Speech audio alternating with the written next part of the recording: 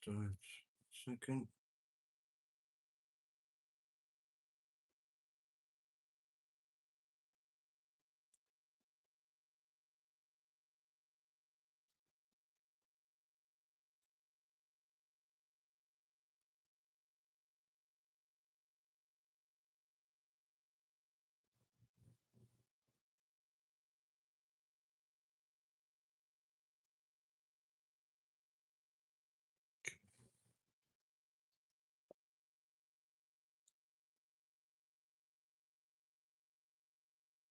Okay, we'll start in a moment. Shalom Vacha.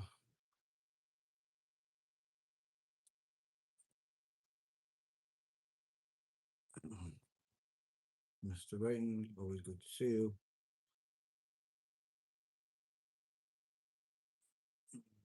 ASWJ2211. Don't know who you are, but good to see you. Sounds good on YouTube, very good. Abraham, Free Palestine. Yes, we're freeing it from all the terrorism that they're doing over there. Yeah, very good to see. We're freeing them.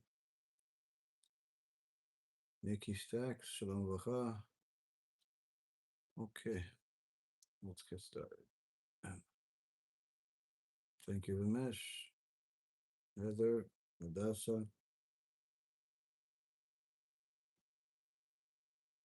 Yeah, the terrorism by the Palestinians. Exactly. Right. We're getting rid of all of it.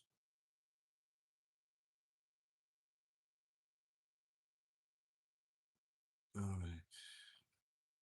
Rando, see you. Here we go. B'Shem Hashem na'aseh v'natzliach, Shiur Torah, Bruchim Habayim. We're back here on our Sunday night, starting a new week, which Be'ezrat Hashem is going to be a fantastic week. Be'ezrat Hashem. Tonight's shiur is going to be sponsored for the health of Elizabeth Bat Merietti, and also to grant the Elizabeth Spoonmaker a lot of atzlacha, bracha, refuah shlema, refuat hanefesh, refuat haguf, and also for the refuah shlema and refuat hanefesh, refuat haguf for Eliana Bat Rachel. May B'ezrat Hashem, all the tests that they're doing with her will simply be a complete waste of time, where she'll have refuah shlema, refuat hanefesh, refuat haguf for her entire life, 120 years, B'ezrat Hashem, and also a refuah shlema, refuat hanefesh, refuat haguf, and atzlacha rabba for Eli Yosef and Rav Ephraim ben Shulamit, Rabbanit Sarah bat Anat, Rabbanit Levana bat Sarah, Sarah bat Levana, Avi Mori David ben Nesria, Imi Morati Doris bat Jora, and all of Am Yisrael and all the righteous Noahides that continue to support the organization, continue to help us with all of the amazing things that Baruch Hashem we're doing. So, Rabotai Yekarim, we have our series of Torah Foundation. Torah Foundation is based on the Chovot Halevavot. We're reading word for word of the introduction and learning simply enough to rewire our minds. And the question that we're going to answer today is, how did the sages, our holy sages, how did they learn Torah? Now, this seems like a simple question, but the answer is not going to be a history lesson, but rather an eye-opener for anyone who learns Torah. Despite the fact that the Rabbeinu Bachya was, at the time of the Geonim, certainly one of the Geonim, his Chovot Halevavot is now going to clarify that the method to learn Torah successfully is only going to be attained if we follow in the footsteps of those that mastered it before him, the sages of the Talmud, the Tanaim, the Amoraim. This answer that the Chovot Halevavot is going to tell us is going to enlighten many people about what part of their Torah learning is on the right path and what part is, let's just say, off the derech, as they say. Don't be offended. It's simply the truth. In Parashat Bamidbar, we start off with a census. And the Torah says, take a census. Seu et rosh kol edat bnei Israel. But the sages tell us, Seu et rosh, take the heads, is also referring to HaKadosh Baruch Hu's instructions to all leaders. Either we will count you among the best of them, or we're simply going to take your head off if you're a bad leader.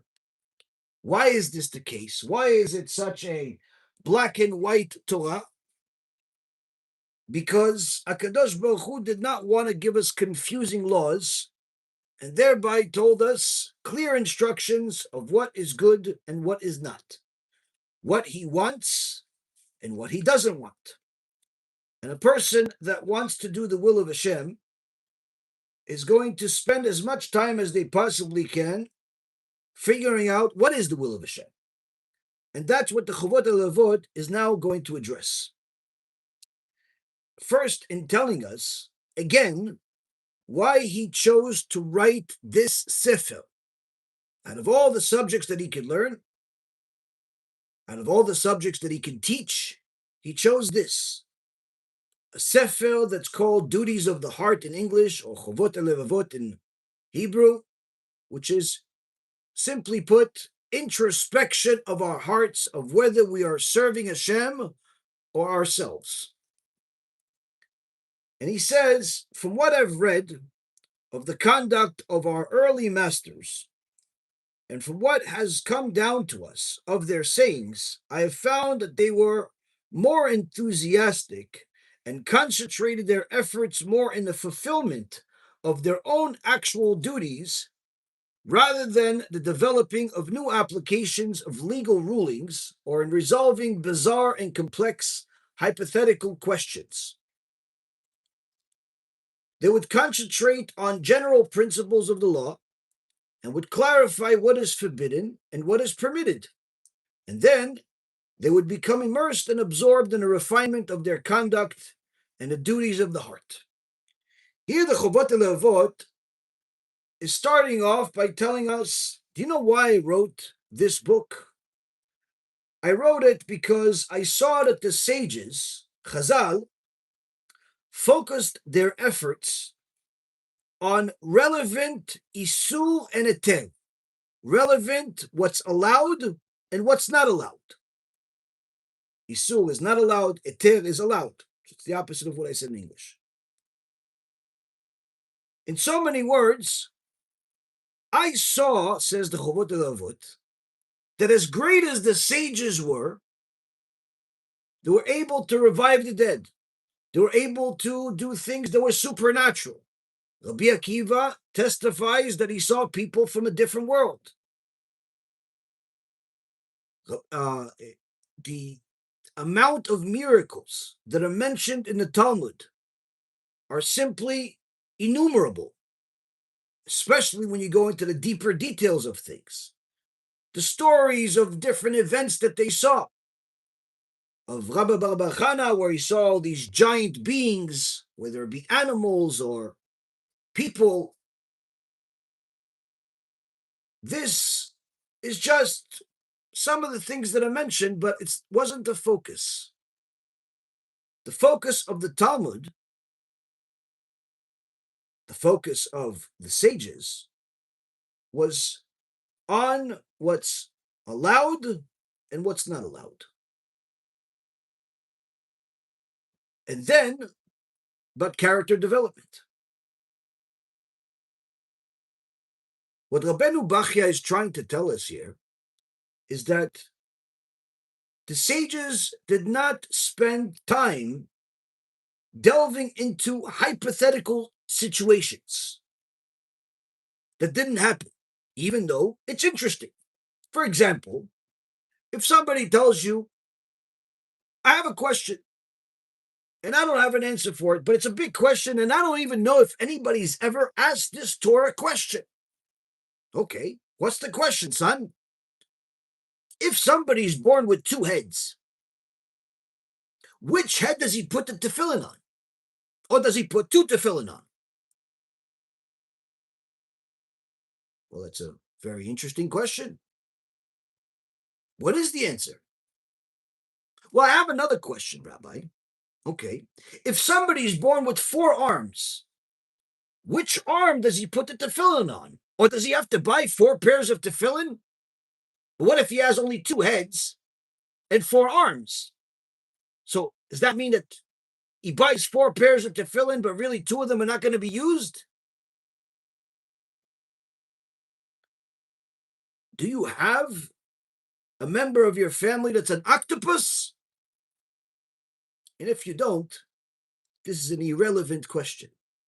The sages did not waste their time dealing with irrelevant hypothetical questions. Because the key to learning Torah is what and who is Hashem, and what does he obligate me to do? That's the point of Torah. Who is this God that created me, that gives me life every millisecond? And what does he want from me?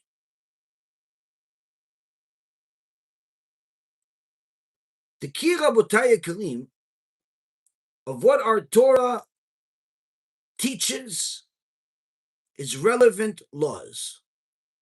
Laws that you could apply to your life.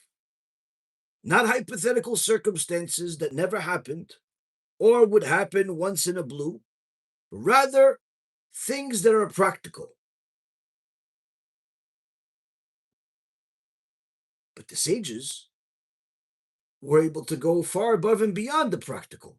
Why didn't they delve into a question like, what do you do with 4 arms and 2 heads? Because this did not help them live their life. And needless to say, this is not going to help you live your life, even if you had answers to such questions. When Rabbi Ovadia Yosef would teach his famous shiur of the balabatim, of the regular people, he would give them a shiur about different halachas. What's allowed, what's not allowed. How do you make a blessing? When do you make a blessing? When do you not make a blessing? When is it better for you not to make a blessing? And when is it an absolute must that you need to make a blessing? But he would see that these regular, average, blue-collar people would sometimes lose focus. The moment he noticed that anyone lost focus, he would bang on the table and say, Maaseh, a story, something that happened. And after telling him the story as if reviving the people, everyone's always interested in stories, he would go back to teaching them about what's allowed and what's not allowed. When a person studies Torah for the sake of mental stimulation, for the sake of learning about the supernatural forces that are very much real, what ends up happening many times is that they forget what they're actually supposed to be doing in this world, what this Torah is really for. What is it like? It's like a person comes to a bank, says, hi, I'm here to apply for a loan for $1 million. The bank teller looks at this guy, says, are you such and such? He says, yeah. You're Steve Cohen. He said, yeah, I'm Steve Cohen. And you came here to borrow $1 million? Yes. Are you sure you want to borrow $1 million? Yes, I do. I'm certain. I'm positive. Sir, we've been looking for you for 10 years. You owe the bank $10 million. And you have the audacity to now ask for $1 million? And this delusional Steve says to them, well, forget about the $10 million for now. I need to borrow $1 million. Just pretend I'm a different customer. I'm a new customer. What do you mean, forget you owe us $10 million? Well, look, I have, contacts on. They're blue. So I look different like the guy from 10 years ago. Let's just pretend I'm not him. This is what it's like. When I hear that people are learning things that have to do with Kabbalah, mysticism, or different laws that have nothing to do with their day-to-day life, they're no different than delusional Steve. Absolutely no different. Why? They're looking and spending their time, their effort, their resources, learning about things that have nothing to do with their obligation, and in fact, making them forget about their obligation. A person could literally be busy in themselves with doing all types of idbodedut. He goes to the middle of the forest, spends 2 hours there, speaking to Hashem. Sounds great.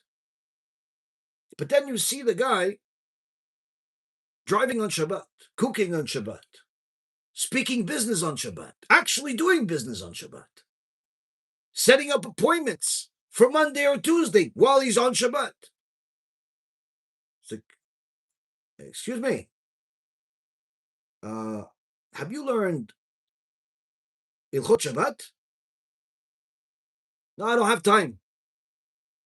Why not? Because my Torah time is designated to Idbadadut. I speak to Hashem to make sure he understands me. This is not Chassidut. This is Timtum, foolishness.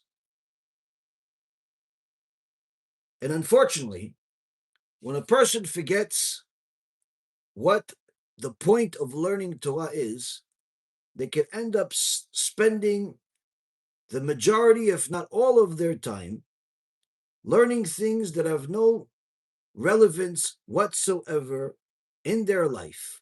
They can become experts in what will happen once the Mashiach comes, but yet have zero chance of actually being there because they're still violating the entire Torah and have no clue that they're doing it. The Ramban, Nachmanides, said famously about 750 years ago, which we quoted in our previous series, that once you're about to get up from the book, from the Sefer that you're learning, before you walk away from it, think about what have you learned that you could actually apply to your life.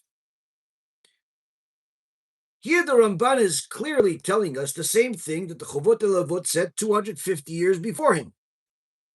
If you've just spent an hour, 2 hours, 15 minutes, whatever it is, 5 hours, learning Torah, but you have no idea how you could apply this to your life, you missed the whole point. You're simply going in the wrong direction. You're learning things that you can't apply. You may be an expert in para aduma, the red heifer. So when the Bet HaMikdash is built, everyone is going to line up out your door waiting for you to tell them, how do you make sure that this is a proper red heifer? Problem is, you don't know how to keep the basics of laws today, or you're allowed. The Gemara in Masechet Chulin, page 9a, asks, what is a Talmid Chacham? Who is a Talmid Chacham? What does he need to know? He needs to know Ktav, Milah, Shchita, Birkat Chatanim, Birkat Avelim. He needs to know the writings. He needs to know how to do Brit Milah. He needs to know how to slaughter. He needs to know how to wed people, how to deal with people when they're dying, the Ilchot Avelut, how to tell them what they're allowed, what they're not allowed to do, bury people, and so on. And all that is needed for day-to-day living. That's what the Gemara says, Talmid Chacham. Meaning that if you know the most unusual details about the end of days, the most extraordinary stories that the Midrash has ever told, you know every detail about the afterlife, you know all of the zgulot that were brought down from above by the most holy people. But you don't know the laws of day-to-day Torah, day-to-day Judaism. You've missed the mark. You've wasted your time.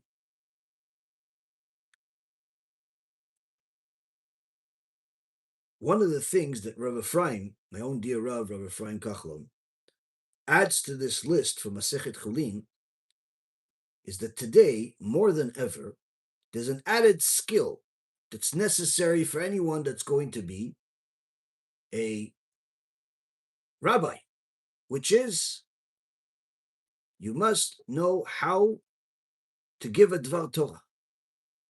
It's not enough to know how to do circumcisions, how to do a slaughtering, all of these other things. It's good. It's important. That's what the Gemara says.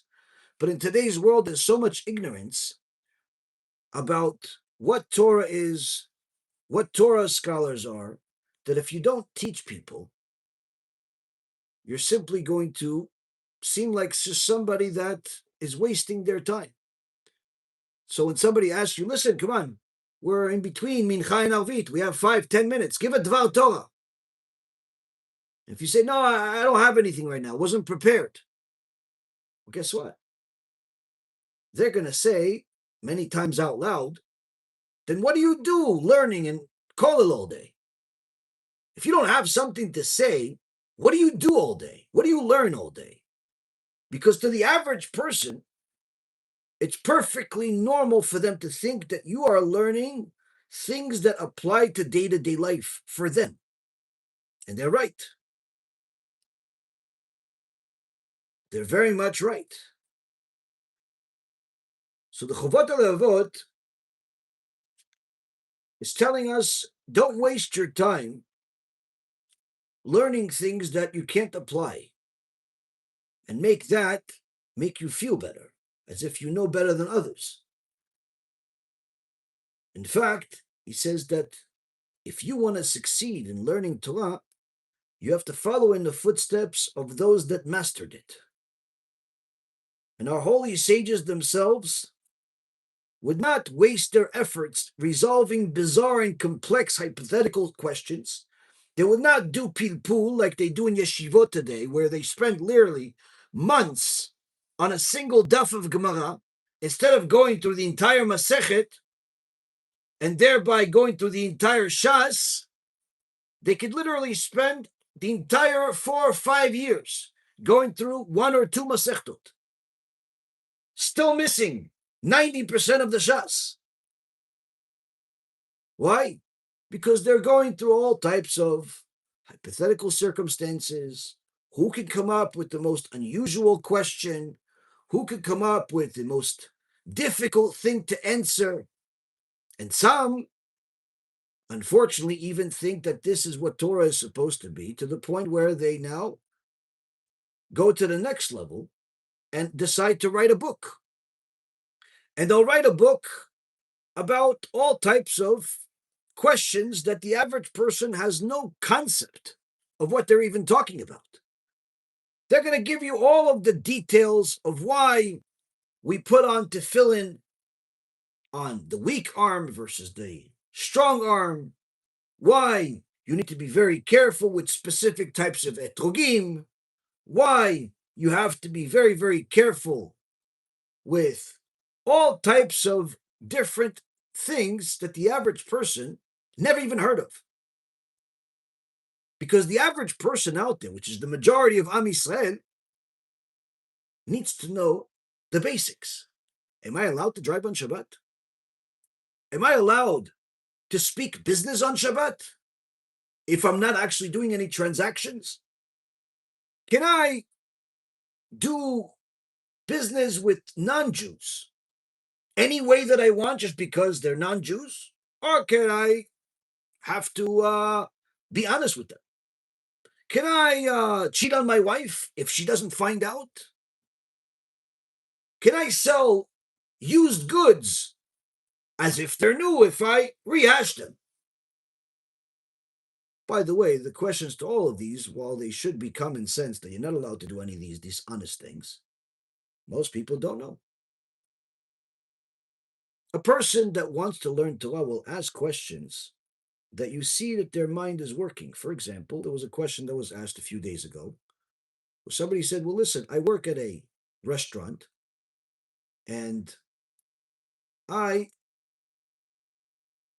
not a particular fan of the food, but the boss gives me food.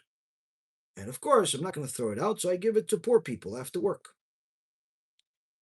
Is that considered gnevat dat?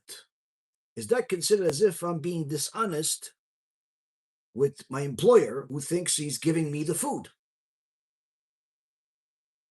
And the answer is, by the way, if the owner is giving you the food, that it's for you, and then you can do whatever you want with it. But if he has conditions of why he's giving it to you, meaning that he's only giving it to you for you to eat and not to distribute it somewhere else, then obviously you're not allowed to do that. Not allowed to take it and make him think that you're eating it, when in fact, if he knew you were giving it to somebody else, he wouldn't give it to you. So a person like that, you see that their mind is working. They're already beyond, am I allowed to cheat or lie to people? They're going to the next level, but the average person is not even there. The average person thinks that they could just do whatever they want, however they want, and they'll just find somebody to tell them that it's allowed. A person asked me just a few days ago, if merchant cash advance is as bad as you say, and not allowed according to the Torah, why is Rabbi such and such investing in it? I said, I can't speak on anybody else's behalf, but if he or anybody else is investing in it, working in it, involved in it in any way, shape, or form, they're violating the Torah. In fact, just in the last 24 hours, we had another Talmid Chacham that we brought the answer to, that Rabbi Ephraim published in Achtov L'Yisrael, the fifth volume, and also in the Kuntres Ochachot V'Tochachot. And we gave it to another Talmid Chacham, someone that has completed the Shas a few times, someone that has lived the life of Torah. And when I first brought this to him, I told him, are you allowed to lend money to Goyim with, charge him anything you want? He said, from the basic understanding that I have, I think, yeah, why not? I said, okay. So his initial inclination was, like everybody else, if you're lending to Jews, you're not allowed to charge interest, because the Torah clearly says you're not allowed to, in last week's parasha and other places. But if you're lending to the nations, which is what the word goyim means, then you're not allowed. You're allowed to charge them whatever you want. Goyim is not a derogatory word. It simply means the nations. Even Am Yisrael is called in the Torah Goy Kadosh, a holy nation. So he was under the understanding, like most people, even those that have learned Torah but perhaps did not spend extra time learning the halachot of ribit and business and so on. Torah is wider than the ocean. Not everybody studies everything. And he was under the understanding that, yeah, as long as you're doing business with non-Jews, you can charge them what you want. I said, okay, no problem. So I gave him the answer, gave him the book. I said, please read this and let me know what you think. Took a few days, maybe even a week. I spoke to him today. I said, so what does Kvodo think? His face became white. And he's dark. And he says, how could anybody respond to such a thing? Of course it's not allowed. I said, wait, but you said it was allowed. He goes, not that. I didn't understand it this way. He brought sources from every possible way. starting the tshuva by telling you why would you think it's allowed, meaning he's actually helping the people that think it's allowed build their case. He tells them, you think it's allowed because of this. You think it's allowed because this Chacham said this. You think it's allowed because of this, because of this. And he builds them a mountain, so they build confidence. Oh, yes, you see, it's allowed. Yaron Reuven is a liar. Yaron Reuven doesn't know what he's talking about. And he builds their mountain, and he builds their mountain, and all of the different reasons of why they would think it's allowed. And then all of it comes crashing down when he clarifies every single thing you can possibly imagine and everything you thought and show you why it's wrong. By the end of the tshuva, the Chacham told me, how could anyone think it's allowed after they read this tshuva? And I told him, we have yet to find anybody that thinks it's allowed after they read the tshuva. The only people that think that merchant cash advance is allowed for Jewish people to deal with are people that have not read the tshuva, including rabbis, even those, and especially those that invest in it. The Torah would never, ever allow a Jew to conduct predatory business. The Torah would never allow a Jew to do things that hurt other people. But unfortunately, when you don't learn Torah properly, you could think what's allowed is not allowed, and what's not allowed is allowed. What's pure is not pure, and what's not pure is pure. Why? Because of your own personal agenda. The Chovot Halevavot is telling us, stop with your hypothetical questions in order to bring yourself more kavod, more honor. Start asking questions that are relevant, not the ones that have never been asked before, but rather the ones that are being asked every day. When a person sees someone that calls themselves a rabbi on the internet, they assume that this is a person of knowledge. And they assume that whatever they're saying is true. I'm here to tell you, for the millionth time, don't assume anything. Don't assume that anything that I say is true. Don't assume that anything that anybody ever says is true. Check the sources. If it sounds unusual, if it sounds unbelievable, if it sounds the opposite of good, check the sources. See if he said something, if I said something, and I brought you a source. Go and check the source. Don't take my word for it. Don't take anybody's word for it. That's one of the ways that they learn in real yeshivot. That when they would learn, they would say, listen, Tosfot says that. I don't believe Tosfot. What do you mean you don't believe Tosfot?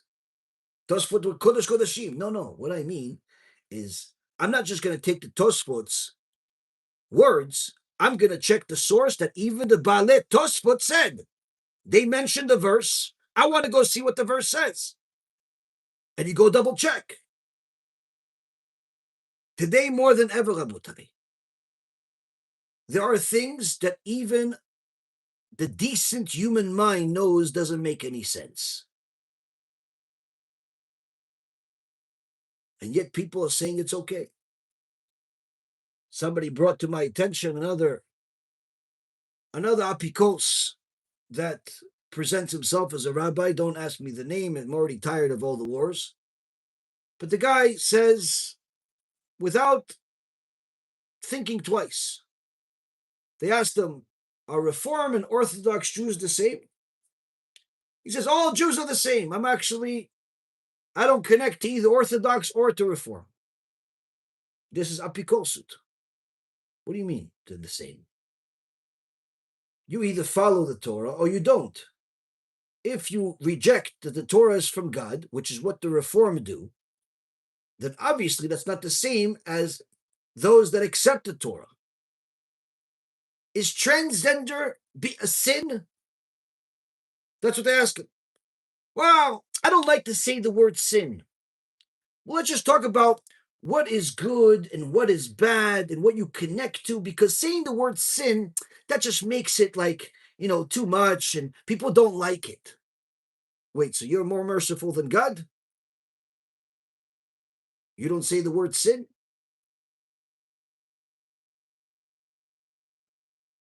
Rabotai Karim, there's a lot of people out there that will do anything for the sake of likes, for the sake of popularity, and they'll say anything just for more people to accept them, for more people to like them. But that's not the Torah. The Torah tells us yes or no on everything. But what about when it comes to complicated issues?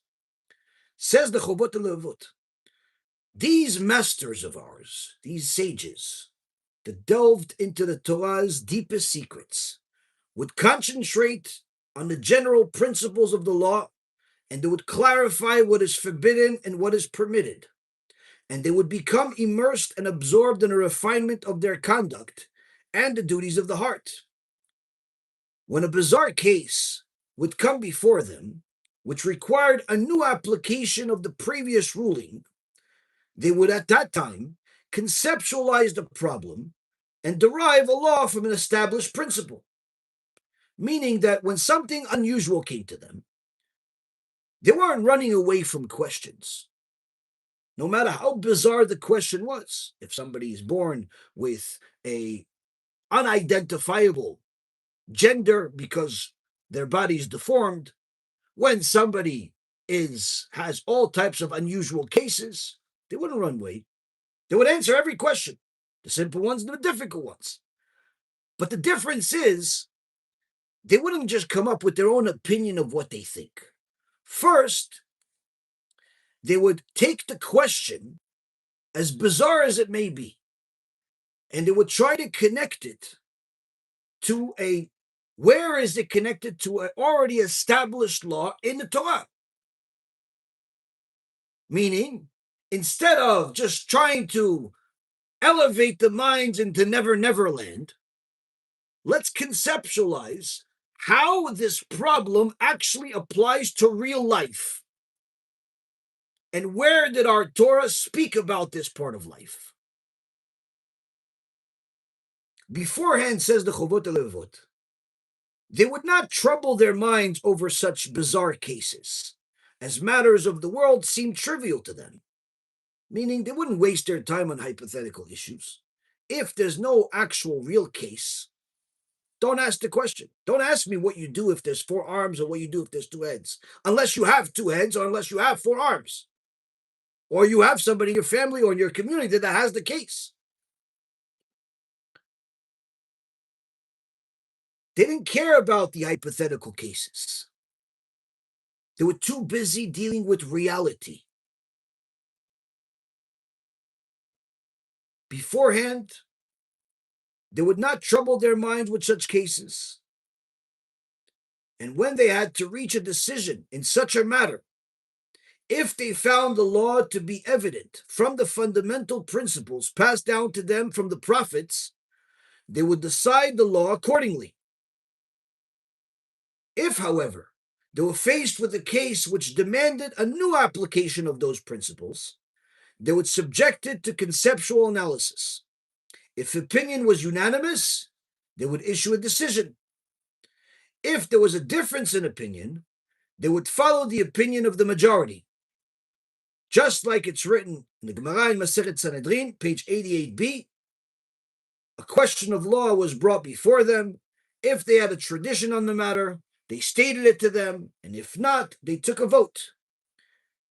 If those who ruled ritually pure were in majority, they declared it ritually pure. If those who ruled ritually impure were the majority, then they declared it ritually impure. The principle which they followed was, when there is a minority opinion and a majority opinion, the halacha is like the majority. See, the Chovot Halevavot, nearly 1,000 years ago, tells us what happened at the time of the sages, about 600-700 years before him, and even before that. that our sages, our masters, did not delve into never land types of questions. Rather, they dealt with reality, what affected each and every person on a day-to-day basis. That's what we need to know everything about. And if a situation like that came up, they would simply see, what did our prophet say? What did Moshe Rabbeinu say? What did the rest of our prophets say about this particular law? And if something was already said, that's what we apply. We're not going to create a new law just because we like him, or just because he's rich, or just because it's profitable. If that's what the law is, that's what the law is. But what about if there isn't an established law about this particular circumstance because it's something new in the world, such as electronics, computers, all of the developments that have happened throughout the generations? Each generation had developments, new developments. Some of them you were easily able to apply to previous generations. Some you weren't able to. So the Chovot Halevavot says, if they were faced with such a situation, then they would subject it to conceptual analysis. Meaning, they would see, okay, we have this new circumstance that cannot be matched to previous generations. For example, artificial intelligence. There's a lot of different laws that are being evaluated as we speak when it comes to artificial intelligence, how you are allowed to apply it to your day-to-day life. If you have, let's say, a smart house, and the moment you walk in, the thing goes on. If it's a sensor, obviously, this is not you're not turning on the light yourself, but you're benefiting from something that is really in your control. But then when it comes to artificial intelligence, it goes even further than the sensor of the previous or the past generation. Can you do certain things? So a lot of these things can be compared to the past. Some of these things are brand new. The same thing happened in previous generations. So the sages would conceptualize the issue. How is this actually applied to life? This new technology, this new findings, this new condition of the people. And then they would vote. If everything was unanimous, everyone said it's allowed, then it's allowed. If everyone said it's not allowed, then it's not allowed. But if it was a machloket, meaning there's one side that says allowed, one says that says not allowed, they would pick the majority. And from that moment on, even those that disagreed before the vote agreed with the ruling. Because that's in itself is one of the laws of the Torah that HaKadosh Baruch Hu gave us, not just the history of what happened to Am Yisrael, not just the mitzvot that were applicable at that time and forevermore, but also the rules of scriptural extrapolation, of taking what you see and knowing how to apply it to a specific law, to a specific condition. You can't just decide this makes sense to you. And you'll see many times in the Talmud, they're having a debate about something, and one of the sages says, oh, well, I have a verse in the Torah that's relevant to this. But the other sage would say, well, you can't use that verse. Why not? It makes perfect sense. Even though it makes perfect sense, that verse is already used for a completely different law, and you can't use that verse for multiple laws. So your entire argument, if it's resting just on this verse, you don't have an argument anymore. You can't just decide to pick and choose which law applies to which situation, to which verse. So there are rules. There are rules for understanding and applying the Torah that the sages knew. We no longer have the ability nor the permission to extrapolate from the Torah different things that are new. Everything has already been given to us. We just take what exists and apply it to new conditions. But the sages had these rules. That's one of the things we got at Mount Sinai. That's part of the oral Torah, a key part of the oral Torah. And when there was a majority on one side, that became the final. When somebody came to the Rebbe Mikotsk and told him, listen, Kvod Rav, Shalom over here just completed learning the entire Shas. The Rebbe Mikotsk says to him, he might have completed learning the entire Shas, but what did the Shas actually teach him? What does that mean? You could read a book. Anybody can read a book as long as you know how to read. But when it comes to Torah, if you're reading a book in such a superficial way that you're just reading it without applying it to your life, you missed the boat. You missed the mark. You missed the point. The whole point is to apply things to your life, not just to stimulate your mind. So when people that barely know how to observe Shabbat, how to make blessings, what to bless on and what not, how to do the basic, honest business, and they're telling you that they're learning Kabbalah with Rabbi so-and-so, or they're learning all of the numerical values of every single thing that will ever happen, and all types of other things that people like to spend their time doing, you realize that the average person out there doesn't actually understand the point of Torah. If you're not learning Torah that you're going to apply to your life, what's going to change? On the other hand, there are some that like to learn Musar to the point where that's the only thing they learn. As much as we love Musar, as much as we teach Musar, as we've said time and time again in the past, whether it was during the series of Igeret Agra, or it's in other series that we've discussed it, Musar is not the entire Torah. If somebody's learning only Musar and does not learn Halacha, then they can learn about the obligation of Zrizut, to be in a hurry, to be quick, to do the will of Hashem, without even knowing what the will of Hashem is. So yeah, they know Zrizut, you have to be zealous to go do the will of Hashem, but how come you're not zealous to do the blessings properly? How come you're not zealous to learn the basic laws of Yom Tov? How come you're not zealous to conduct your day-to-day life in accordance to the Torah? Why is it that you've been violating the Torah for 6 months without asking questions, and only ask questions after you got in trouble?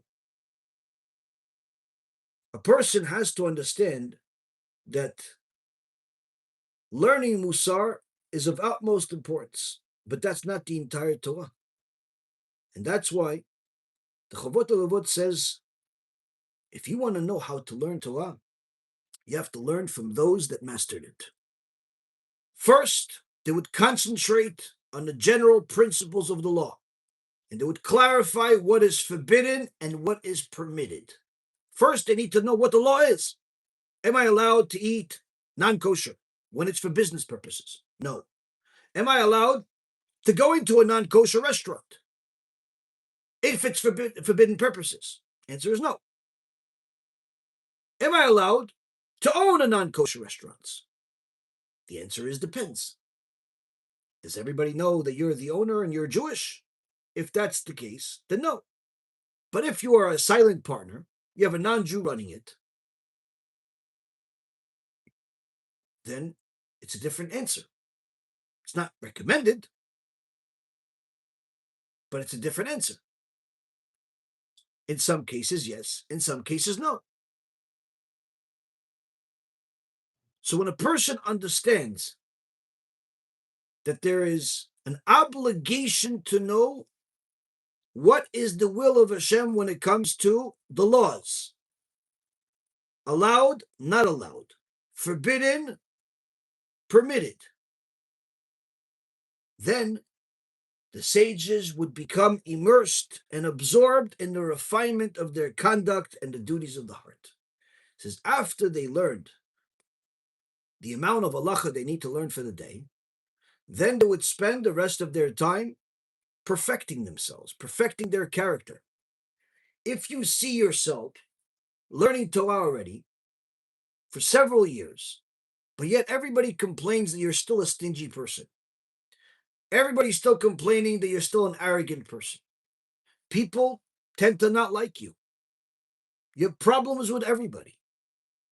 Guess what? The problem is with you, not them. And you're going to say, no, it's because I'm zealous for the mitzvot. If you were truly zealous for the mitzvot the proper way, people would love you. Even the people that don't keep the mitzvot would love you. Why?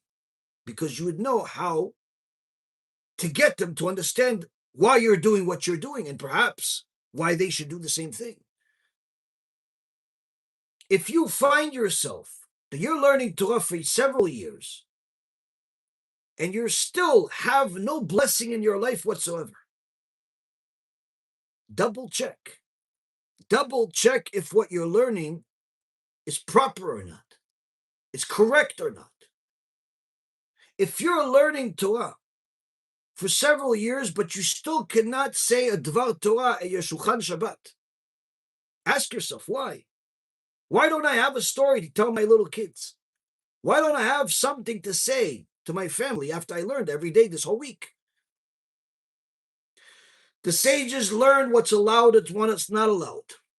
But they didn't become like some of these arrogant people that think they've done tshuva, think that they've learned enough musar, and now they're only going to learn halacha. There's no such thing. Musar has to be part of your day-to-day life as a Jew for your whole life. And needless to say, non-Jews, musar is the foundation of all of your learning. If you don't learn musar, then you're not going to know how to serve Hashem at all, because you don't have to learn all the mitzvot. And in fact, you're not even allowed to learn all the mitzvot because it's not relevant to you. Hashem wants you to spend time with things that are relevant to you. Many times when non-Jews start learning laws of the Jews, they become confused. They start living half Jewish, half non-Jewish life. So either you convert to Judaism and then you continue learning the laws, or if you're going to stay a non-Jew, then stop learning the laws. You're not allowed. Because it's going to create confusion, because it's going to end up causing you to invent a new religion like many people have. Start fooling yourself into thinking that it's okay for you to keep Shabbat because you like it. The Chovot Halevavot is telling us, our masters told us clearly, you need to learn what's allowed, and what's not allowed. But you also have to then immerse yourself in musar, in character development, to perfect yourself, to refine yourself, become more calm, become more humble, become more zealous for Hashem, become more interested in publicizing His name rather than yours, become more generous, become a better version of yourself, and the better is defined by Hashem's better rather than your own better. If a person refines their character through the Torah, then they're serving Hashem. But if a person stays arrogant, stays stingy, stays ignorant of the purpose, what's the point? And it's not just me saying what's the point. The Gemara in Masechet Shabbat, page 31a, says, if a person learns the entire Mishnah, which was the foundation of the oral Torah, he knows the whole thing, all 6 parts of it, but he does not have Yirat Shamayim, he does not have fear of heaven, it's worthless. It's as if he learned nothing. That's what the Gemara says. Meaning that even if you know all of the text and all of the stories and all of the laws, but you do not have fear of God, which means fear of punishment, and eventually can mean fear of his majesty, his holiness, his greatness, which is a higher level of fear. But the average person today, and even the higher level people today, have no concept of the second level. For them, as Rabbi Nachman of Breslov said, for them, it would be great if they simply feared punishment. That it would already be an achievement. Fear of punishment means that before you take an action, any action, whether it's a business transaction or relationship of any kind, eat, drink, go somewhere, you'd ask, what does Hashem think of this action before you do it, not after? Don't send the wrapper and then ask, am I supposed to bless on this? Rather, before you eat. Don't say, is my business transaction okay according to the Torah after you've conducted business for several months? Rather, do it before you do business. That's Yirat Shamayim. And the Gemara says, if a person learns the entire Mishnah, the entire foundation of the oral Torah, but still has not acquired fear of Hashem, he's done. He goes to Geonim. Why? Your learning is worthless. The learning you've done is worthless. You missed the point. You study the Torah as if it's an intellectual exercise. You fail the test. So, of course, a person, in order for them to acquire fear of Hashem, they must learn not just the laws of what's allowed or what's not allowed, but also how to behave, how to refine your conduct, how to serve Hashem properly. What are the duties of your heart? What is the obligation of your heart? What are you supposed to be thinking when you're praying, when you're learning, when you're conducting business, when you're together with your spouse, when you're with a customer, when you're with your enemy, when you have problems, when you're suffering pain? The duties of the heart apply to every single aspect of our existence. Because if we leave anything outside of what Hashem said, outside of what our Holy Torah said, we're definitely going to make mistakes. We're going to arrive at wrong judgments. Like somebody told me or wrote to me, I don't understand why God makes children that are born deformed. I said, well, there is what's called Torah Gilgulim, there's reincarnations. And that person did something in their previous life in order for Hashem to conclude that this would be their tikkun. Their response was, well, if it's all about them being bad, then there's no room to love God anymore.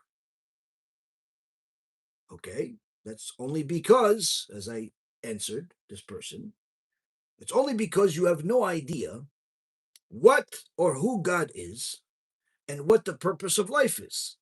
Your words are coming purely from emotions. Whereas what I'm telling you is coming from what our Torah said and our sages taught. And after a dialogue back and forth, I explained to this person that each person that comes to this world, whether they end up being an abused child or the parent that's abusing them,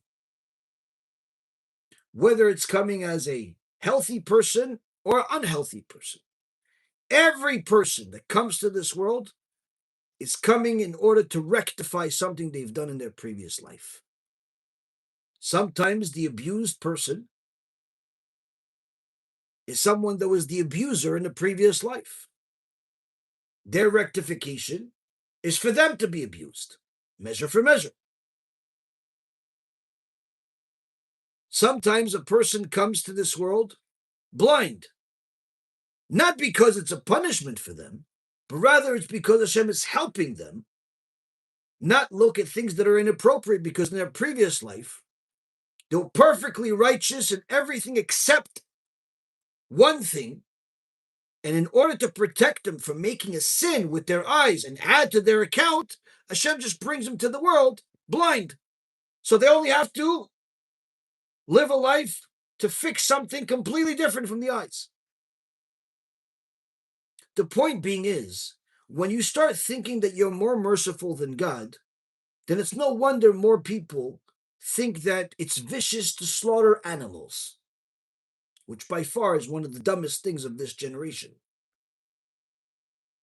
How could the Torah allow slaughtering animals? It's vicious. God would never say such a thing. This is pure foolishness. Why? Number one, you've elevated the animals to be in the same level as humans. That in itself is moronic. Secondly, you're thinking that you're more merciful than God. He created them. And he's the one that told us they were created for human needs. The cow is not here in this world in order for it to walk around Broadway and see what's the next show. The cow is not there to walk around in the wilderness to see if she will enjoy the view of the mountains from this side or perhaps from the other side that our friends went to. The cow didn't come to the world in order to go to the beach or take a vacation. It came to the world to be used by people. The Jewish people, at one point when we had the Beit Mikdash, were able to slaughter them and bring them as a sacrifice. This would rectify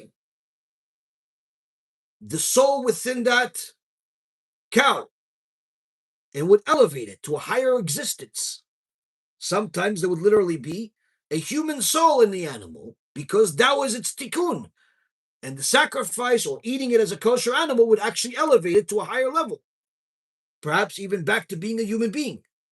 Other times it was simply to rectify this particular spark that Hashem created and elevated higher. Not every animal has a human soul in it. The point being is that when you think that you're more merciful and more intelligent than God, then you start thinking stupid things, like killing animals is vicious. Again, we're not allowed, and the Torah forbids us from torturing animals, from abusing them, but to use them is not only allowed, in many cases it's a mitzvah. There are uses for different animals in different ways. But a person that thinks that they're going to protest against the Torah by being vegan only showed their ignorance of what life is. Because even if you don't eat the animals, you're still benefiting from them. Yes, exactly. Even if you don't eat a steak, even if you don't eat a burger, even if you don't eat a hot dog, and you don't even eat a schnitzel that my wife made, which is really stupid of you not to eat from her, because her schnitzel, amazing. You don't eat it? You think that you're helping the chickens because of that? You're making a mistake. Why? Do you have a hairbrush? Where do you think those hairs came from? Many times, where do you think the brush came from? It's not always plastic. You have a belt? What do you think? Leather is something that rains from the clouds? It comes from animals. Soap? Shampoo? Conditioner? What do you think? It's just chemicals that have strange names? Where do you think your perfume comes from? Sweat glands of animals. What do you think? That the scientists come to the pig, the scientists come to all the different raccoons and different animals and say, "Excuse me, Mr. Raccoon, hello, are you okay? Yes, we need your sweat glands, please." And the raccoon says, "For what?" "Well, we need to make perfume. It's called Donna Karen. Would you mind?" No, that's not what happens. You know what they do? They kill the raccoon, they kill the pig, they kill the animal, and then they take whatever they want. So if you're using a perfume, or you're using a hairbrush or shampoo, or every other product that's out there, if you have shoes, guess what? You're benefiting from animals, even if you don't eat them. This simply goes to show people that as much as people would delude themselves to think that they're more merciful than God, more times than not, they're not even merciful at all. They're just delusional and arrogant people. Our Holy Torah tells us you have to know what's allowed and you have to know what's not allowed. Secondly, Torah tells us, use me, use the Holy Torah in order to refine yourself. If your wife is constantly complaining that you're an angry person, that means you're not learning Torah properly. If your community always looks in a different direction when it comes to charity because you're Mr. Stingy, everyone's given up on you, you're not learning Torah. If every time somebody wants to hear a Dvar Torah, they look away from you because you have nothing to say, or what you say has nothing to do with anything, you're more of a newscaster rather than you are a Dvar Torah speaker, you're missing the point. Our Holy Torah is a manual. It's an instruction set of how to live, not in hypothetical never, never land, but in this world, in this generation, in this day. The more you learn what the Torah says, the easier it is going to be for you to apply it to your life. And if you're finding yourself learning from someone where you don't really know how to apply what he's saying to your life, then change. Find a different teacher.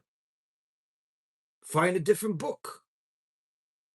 Find something that's relevant to you. Learn it and move on to the next subject. Learn it and move on to the next subject. But again, each subject is very extensive. You want to learn the laws of Maaser? There are dozens of books about it. You want to learn the laws of Brachot? There are dozens of books on it. You don't have to read every single book. You need to know enough. One of the ways that I saw how people that consider themselves Baalei Tshuva or religious are misinformed of what the Torah is when someone sent me a message that they wanted to bring something to my attention, and they said, I think that you need to get rid of the people on your team, my wonderful Team Hashem, wonderful, precious, priceless Team Hashem. I asked why. He said, you need people that care about you. I said, okay, fine, no. Not sure what you think. Why these people are working or volunteering for us if they don't care, but okay, why do you say that? It's because I see all these posters of halachas that have to do with the bathroom. This is not good for you. What is that? You have to teach Torah.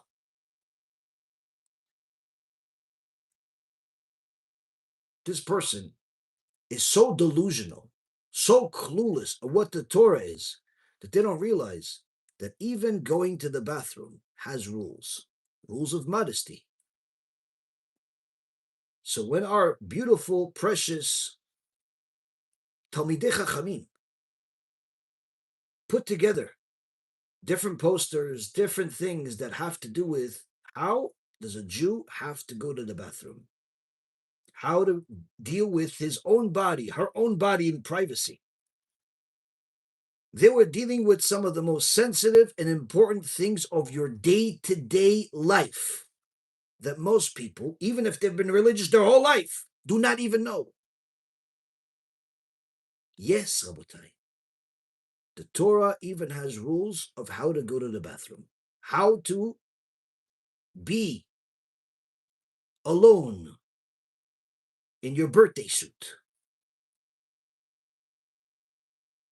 Because if you don't know how to act, then you could fool yourself into thinking that you're a modest person, but in reality, you're far from it. You could fool yourself into thinking that you're following the Torah, but in reality, you don't even know a big part of it. And that's why when we started the series of pictures, we have a group, daily halacha pictures, where every day a couple of pictures with an halacha on them, where the pictures explaining the halacha are published in our one of our WhatsApp groups, which Baruch Hashem is very, very popular. I decided that the best thing to start off with is Ashkamat HaBoker, the laws of every day from the morning. And of course, it goes into other things. But why? Because the average person out there could literally be about tshuva for 5, 10, 20 years and still not know how to wash their hands properly. Still not know how to say a blessing after they relieve themselves, after they eat, drink, and so on. They may know some basics, but a lot of the small details they don't know, and sometimes a lot of the big details they don't know. So much so that people think it's unusual to talk about that part of life when in reality, we spent an enormous part of our lives in that position, in that way, in places that are private, not in front of people. If you don't know how to act privately, then certainly you're not going to know how to act publicly. And that's why in the Gemara, when they asked Rav Nachman to say a eulogy for a chacham that passed away, they said, oh, he was this chacham, he was good, he was chacham, and he was a modest person. Rav Nachman said, how do you know he was modest? Have you gone to the bathroom? Have you seen him go to the bathroom? Why is that relevant? Because if you don't know what modesty is in a bathroom, then certainly you don't know what modesty is, period. So while somebody may think that they know better than what the Torah is, that they have their favorite rules that they keep, and therefore they think that if they keep them, they keep the entire Torah, the Chovot Halevavot is telling us, if you want to succeed in learning Torah, you can't just focus on one topic in Judaism. You have to learn the laws, what's allowed, what's not allowed. And then, after you've learned what you need to learn that day of allowed and not allowed, then you go into character refinement, which is learning of Musar, which is how to apply those laws. What is the consequences of not following those laws? What's on the line? What can you get as a reward? What can you get as a punishment? This is the way that HaKadosh Baruch Hu created us, to be motivated by fear as well as by potential reward. If you just motivate someone with reward all the time, like Pavlov's dog, then all you'll get is a dog that knows how to go to the door when the bell rings. That's all you're going to get. But if you know how to teach somebody both reward and punishment, where they understand that there's a consequence for going against Hashem, they understand that there's a consequence for ignoring the mitzvot, for forsaking them, for insulting them, chas v'shalom, for simply manipulating them into something new in order for people to like you and make yourself more popular. The Baalei Musar will teach you what the consequences are for that such a person. And that's why the Chovot Halevavot says that after they would decide what the halacha is based on the majority, they preserved for us their views on morality, the ideal personality. each man according to his own time and place in Pirkei Avot. Meaning that these holy sages that exerted their efforts to no end about what's allowed and what's not allowed, what's relevant and what's irrelevant, not wasting time on hypothetical situations, but rather on conceptual things, real things. The rest of their time was spent on purifying and refining themselves and investigating their own hearts, and thereby teaching their students how to do the same themselves. All of those teachings of morality, says the Chovot Halevavot, is what we put in the Pirkei Avot. Pirkei Avot, that's studied during this time of the year, is something that we spent several years teaching.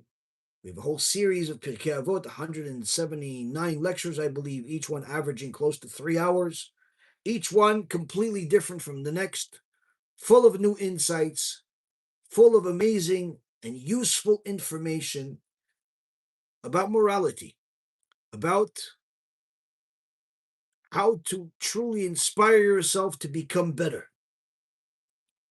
This is why we still recommend it years after we've done it, because those teachings never get old.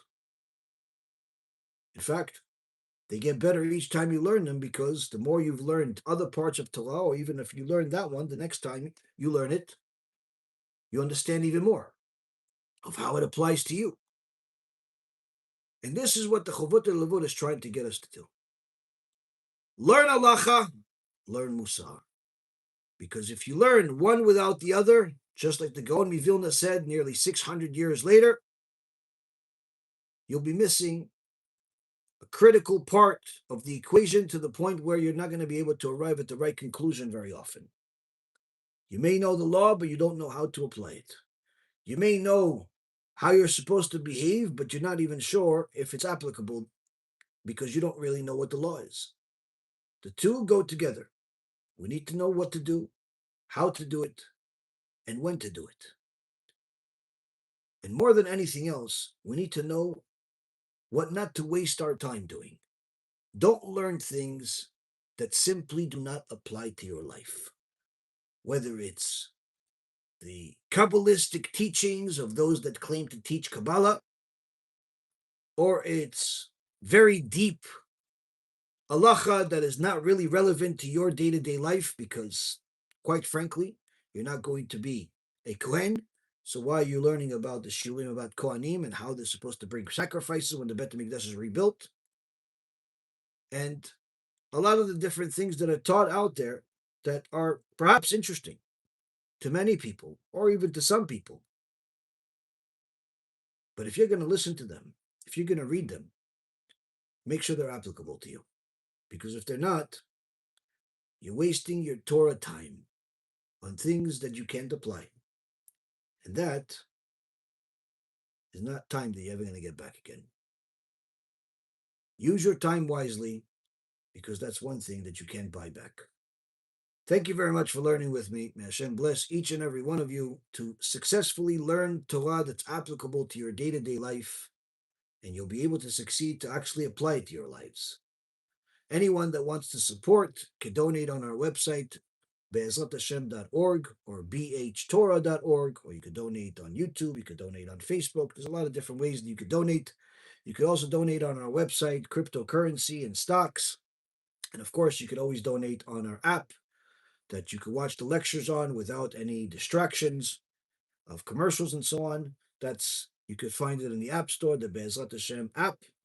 And of course, for any of you that have yet to download and subscribe to the AI Rabbi app that we have, you're simply missing out, because once you have that app, you also realize that you have a lot more questions you want answers for, and you'll finally be able to get them.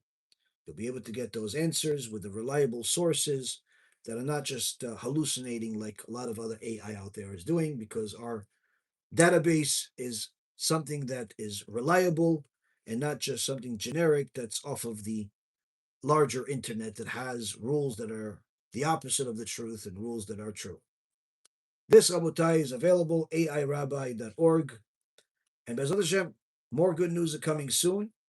Next week, we're likely not going to have this lecture because I'm going to be traveling next week. I'll be in Canada, in Toronto for a few days.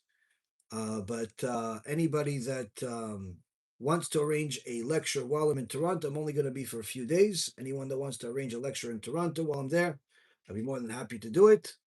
But there's some stuff that I have to take care of over there. But nonetheless, anyone that wants to learn with us again, we'll be having another shiur on Wednesday, our famous Stump the Rabbi lecture, which will discuss a lot of new things about the parasha and other things that Bezrat Hashem HaKadosh Baruch Hu will give us.